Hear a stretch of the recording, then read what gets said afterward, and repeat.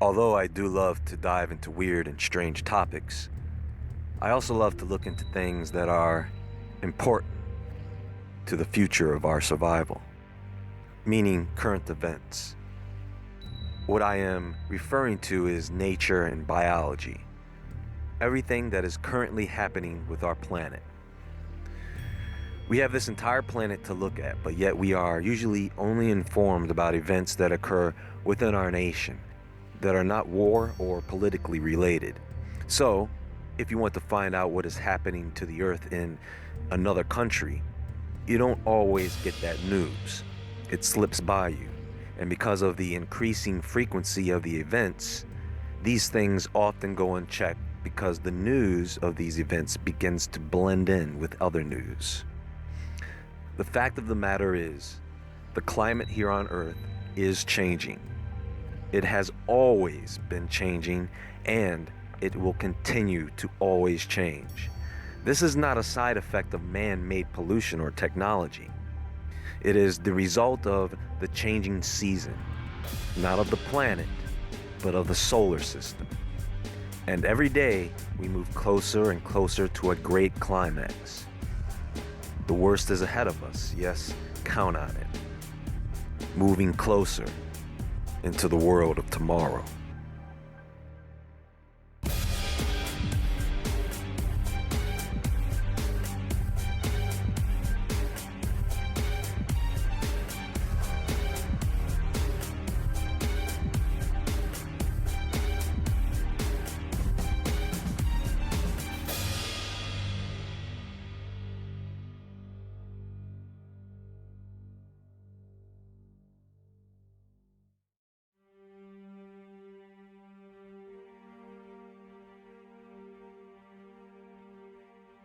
Right now, I want to go through a little atmospheric science for you so that we can have a better perspective of what the true issues are here.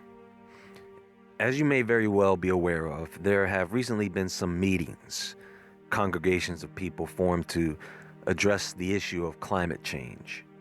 Youngsters from all over got together and demanded administrative action to resolve this issue. So cute. And ladies and gentlemen, we are one step closer to losing more money and more freedoms. You see, what this is really about is pollution, because now the climate is changing rather rapidly, so they are blaming that on pollution. But folks, do not be misled.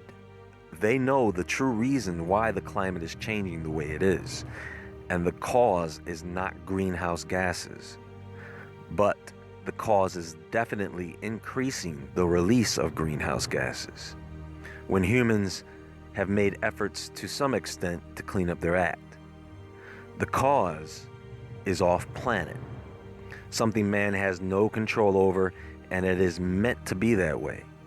It is meant to be beyond our reach so that we cannot interfere, and it is meant to level the playing field for all people. It doesn't matter if you're rich or poor, strong or weak, there is no escape from what all people, great and small, are going to have to endure. Because I'm not just talking about the geological and biological difficulties, but the spiritual phenomena, or should I say paranormal phenomena, that may become normal phenomena. In other words, people are going to see some things they didn't think were actually real. Now, I want to make sure that everyone understands this. I do want a greener world. Absolutely.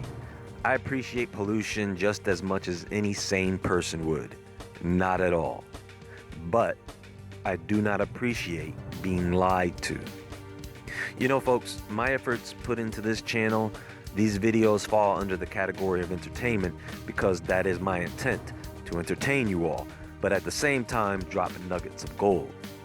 Because I am hoping, I am praying that at least a handful of people will get it, and it will help them change their lives. I'm not here to expose the government and call people out. We all have bigger fish to fry, right?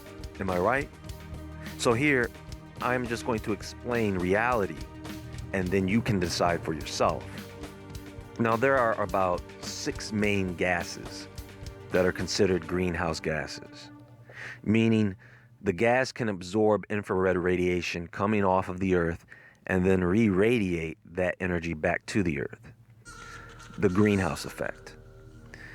There are surface level gases such as ozone and nitrous oxide, as well as fluorinated water vapor. Speaking of which, water vapor is a major contributor to the greenhouse effect. Then you have methane gases, and at the top there is carbon dioxide. Not carbon. Stop saying that. It's carbon dioxide, okay? Now, all of these gases are just a fraction of all the gases that make up our atmosphere. And what they have done is magnified and exaggerated the situation. Let's talk about CO2, carbon dioxide, for a moment, because this is the most significant gas that they want to pick on. Carbon dioxide is released into the atmosphere from several sources. Aerobic organisms like us from respiration, the combustion or natural decay of organic matter, and volcanoes. And then we have what are called sinks, which remove CO2 from the atmosphere, such as plants during photosynthesis. Now, humans, besides breathing, we put out CO2 mainly through burning fossil fuels, which are oil and coal, and natural gas, to run engines and produce electricity, as well as from cement production. Now get this, all of that amounts to only 3% of the total amount of CO2 released into the atmosphere. And they say that small percentage is enough to throw the background off balance, leading to climate change. Understand that there has been some ongoing debates about what puts out more CO2 annually, volcanoes or humans.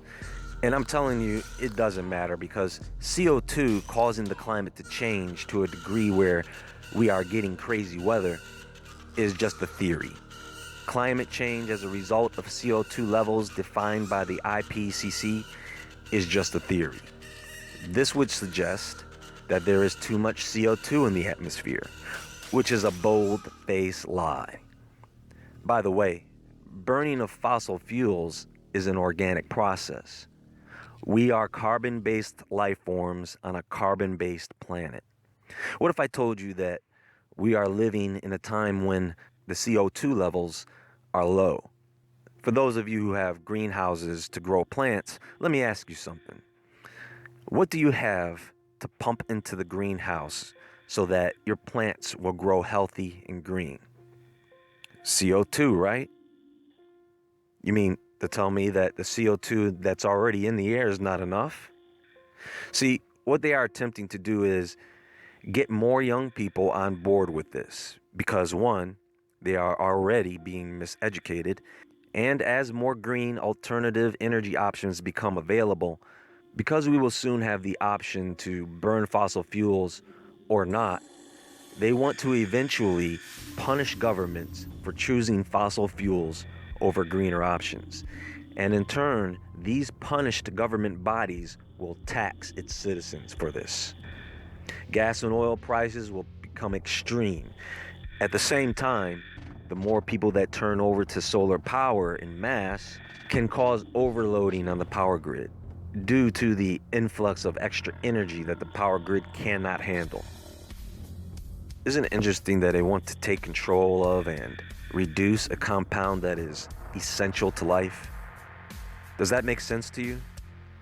In theory, yes, too much CO2 in the atmosphere can be bad, but we are just not living in that age. Inside the Earth, magma is flowing. It is on the move. The buildup of pressure and heat inside the Earth is causing the Earth to vent, but it has to find openings to vent through or create new ones. At the same time, inside the Earth, coal is burning underground. Folks, they want you to think that the waters are heating up because of the CO2 re-radiating energy back to the surface. Now, how does that heat up the oceans and not the hundreds of volcanoes that are at the bottom of these waters? Let me tell you something.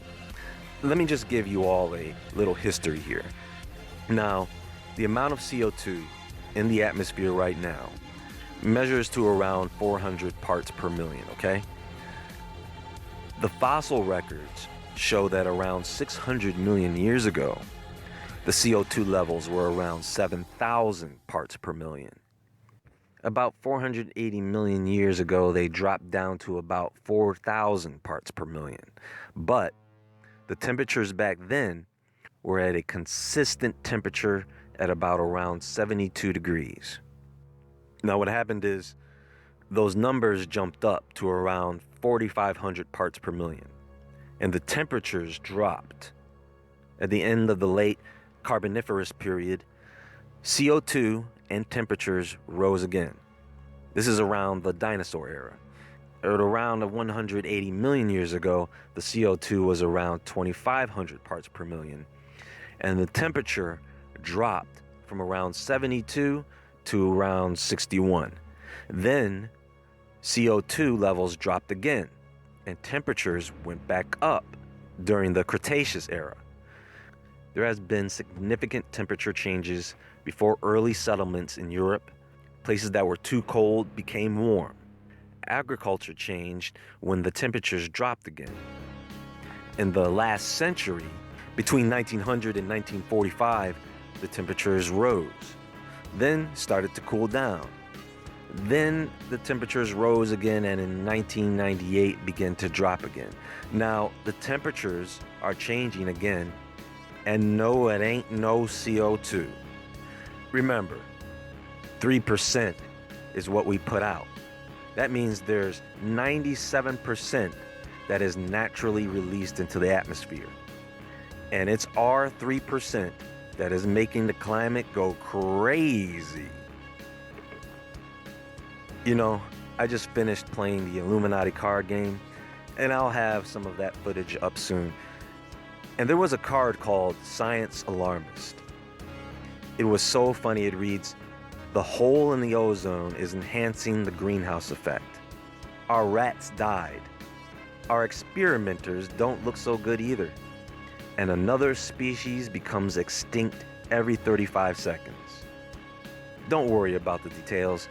You're not a scientist. You wouldn't understand them. Just take their word for it and panic now." So here's the thing. I do not believe that there is any alarm for concern over the matter with putting pressure on governments to get their emissions down. But they are trying hard to come up with the science to support their wacky claims to get you on board. And that is why it is crucial for us to further educate ourselves, just on something as simple as carbon dioxide. The more we know about it, the more facts we have. Then it doesn't matter what they say, because we will know that they are lying. I don't know, folks. Maybe we do need to stop driving cars and running lawnmowers and producing electricity and making cement and flying in planes, so that our children don't have to choke on the extra 3% of a gas that is only 0.04% of all the gases that make up the atmosphere.